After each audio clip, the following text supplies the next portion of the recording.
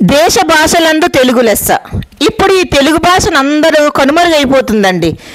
మన ఇంట్లో కూడా తెలుగు మాట్లాడితే ఏదో పెద్ద ఏదో ఘోరాలు నేరాల్లో చూస్తున్నారు. అంటే తెలుగు మాట్లాడినందుకే అంటే అది క్షమించడానికి భాష అయిపోయినట్లుంది. ప్రతి ఒక్కరు ఇంగ్లీష్ మీడియం, మా బాబు ఇంగ్లీష్ మీడియం, మా పాప ఇంగ్లీష్ మీడియం, మా పాప ఇంగ్లీష్లో అంత బాగా మాట్లాడేస్తుంది. తెలుగుకి విలువ లేదు. శ్రీకృష్ణదేవరాయల కాలంలో తెలుగు ఒక వెలుగు వెలిగింది.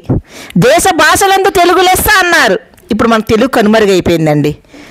గవర్నమెంట్ స్కూల్లో కూడా ఇంగ్లీష్ మీడియం స్కూల్లో పెట్టేస్తుంటే ఇంకా తెలుగుకి ఆదరణ ఎక్కడుంది? బ్రిటిష్ వాళ్ళు మనకి ఇచ్చారు కానీ స్వరాజ్యం, వాళ్ళు పట్టిన ఇంగ్లీష్ మాత్రం అక్కడిక్కడే ఉంచి వెళ్ళిపోయారు. అసలు మన తెలుగుకి విలువ ఎక్కడుందండి? ఎంతో ప్రేమగా అమ్మా నాన్న అని పిలిస్తే ఆ ఆప్యాయత అనురాగాలు ఉండేవి. ఇప్పుడు మమ్మీ డాడీ ఏటండి? దానిలో ఏం విలువ ఉందండి? ఏం ప్రేమ ఆప్యాయతలు ఉన్నాయి?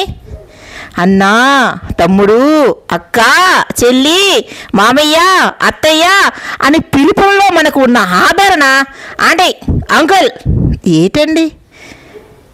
ఎవరు దీన్ని పట్టించుకోరా?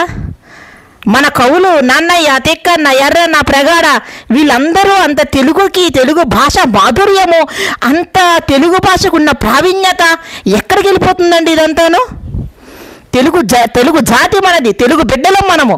కానీ తెలుగు మీద ప్రాధాన్యత ఎందుకు లేదు? తెలుగు అంటే ఎందుకంత చులకన భావన? తెలుగుకు పట్టిన ఏంటి ఈ కష్టాలు?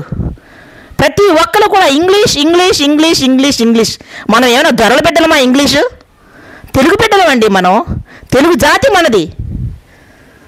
దేశ గౌరవం దేశ భాషలందు తెలుగు లెస్స అన్నారు. ఆ లెస్స ఎక్కడో కనిపించడం లేదు. 56 అక్షరాలు తెలుగు భాషను వదిలేస్తున్నాం, 26 అక్షరాలు ఇంగ్లీష్ భాషని పట్టుకుంటున్నాం. ఎక్కడున్నామండి మనం?